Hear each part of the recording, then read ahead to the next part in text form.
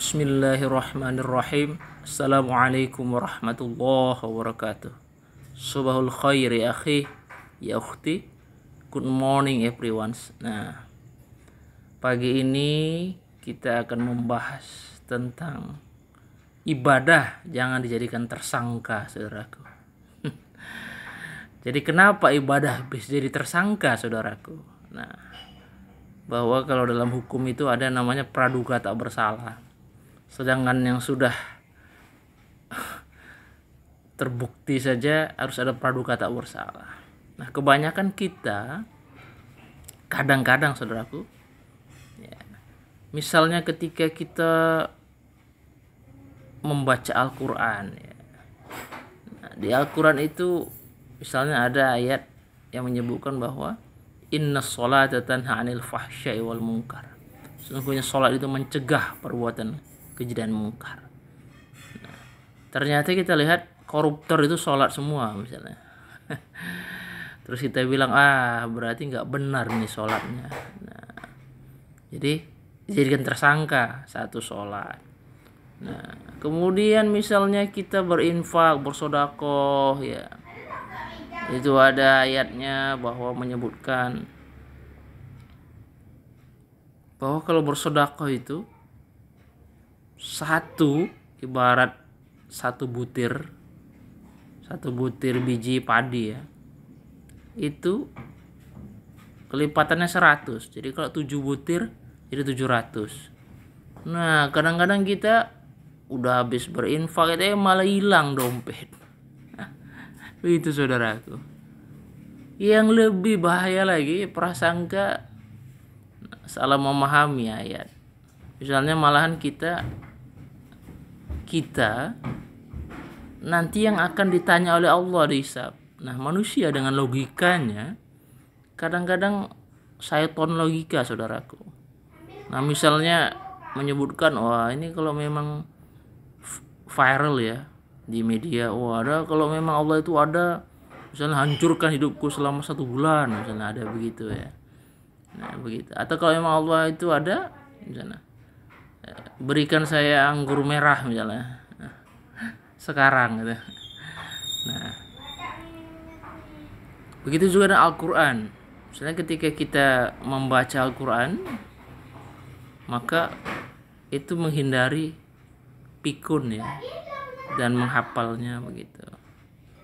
Yang sebenarnya adalah misalnya ketika kita duha, ya, duha itu kan katanya membuka rezeki.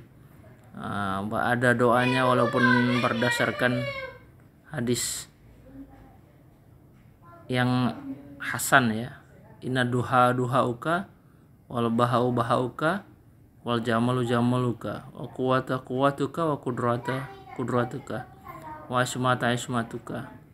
Allahumma in kana rizqi fis sama' fa anzilhu wa in kana fil ardi fa akhrizhu wa in kana mu'asyiran fa yashirhu wa in kana haraman fatahir wa in kana ba'idan fa qaribhu bihaqqi duhauka wal bahauka wal jamaluka atini ma atitu min ibadika sholihin. Nah, itu doanya yang berdasarkan hadis walaupun hadis hasan, ya, untuk beribadah. Nah, itu boleh, saudaraku.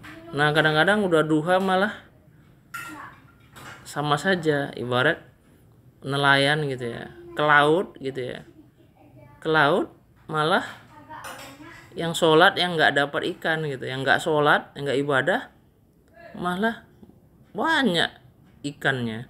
Jadinya ibadah jadikan tersangka, saudaraku. Nah, jadi kita tidak bisa begitu, ya. Jadi kita biar terstruktur, ya. Misalnya sholat duha, bahwa duha itu yang rezeki, saudaraku.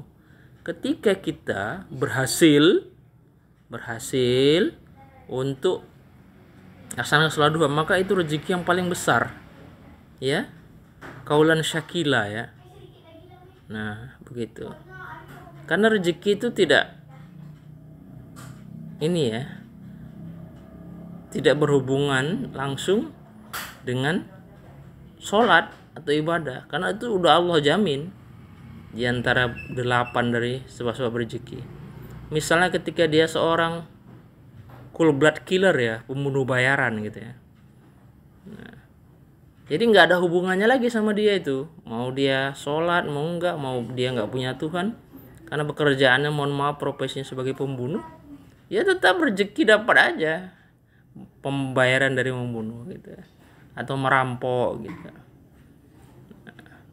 Yang tidak ada jaminan itu adalah bahwa mendapat rahmat Allah. Nah itu saudara, jadi sikap kita harus berprasangka baik kepada Allah, jadi tidak bisa menyalahkan takdir ya. Yakinlah bahwa di Al-Baqarah 186 disebutkan bahwa A'udzubillahi minasyaitonirrajim. Bismillahirrahmanirrahim. Wa idza sa'alaka 'ibadi 'anni fa inni qarib. Ujibu da'watad da'i idza da'ani. Falyastajibuli wal yu'minu bi la'allakum yarsudun.